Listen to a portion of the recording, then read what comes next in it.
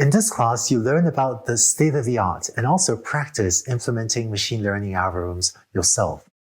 You learn about the most important machine learning algorithms, some of which are exactly what's being used in large AI or large tech companies today, and you get a sense of what is the state-of-the-art in AI.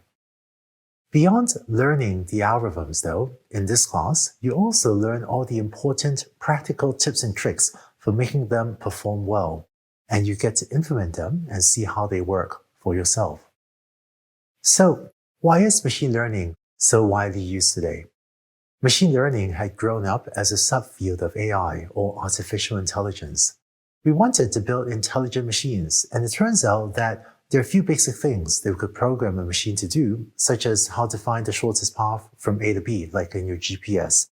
But for the most part, we just did not know how to write an explicit program to do many of the more interesting things, such as perform web search, recognize human speech, diagnose diseases from X-rays, or build a self-driving car.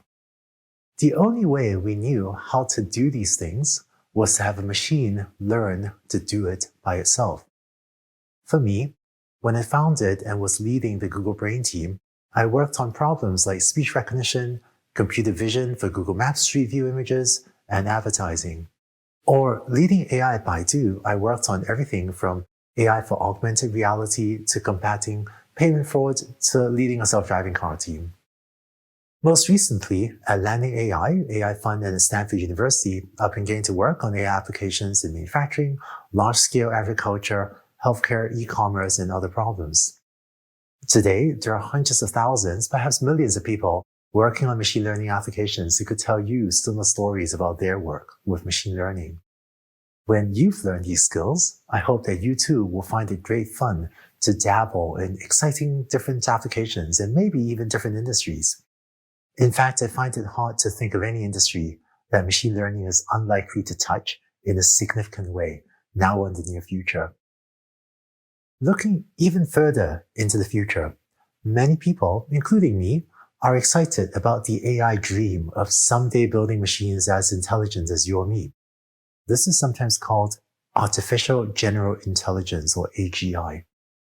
I think AGI has been overhyped, and we're still a long way away from that goal.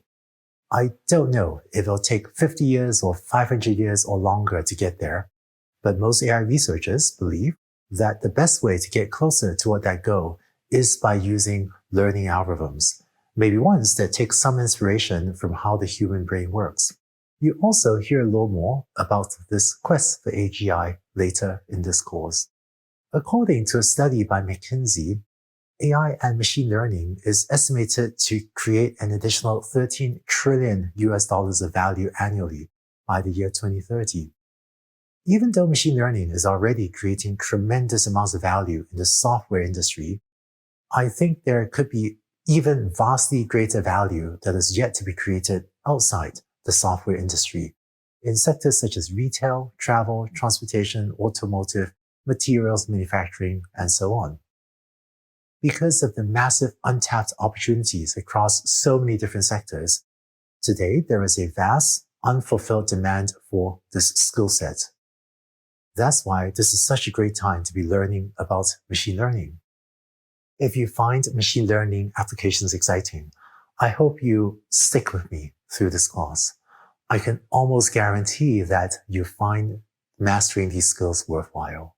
In the next video, we'll look at a more formal definition of what is machine learning, and we'll begin to talk about the main types of machine learning problems and algorithms.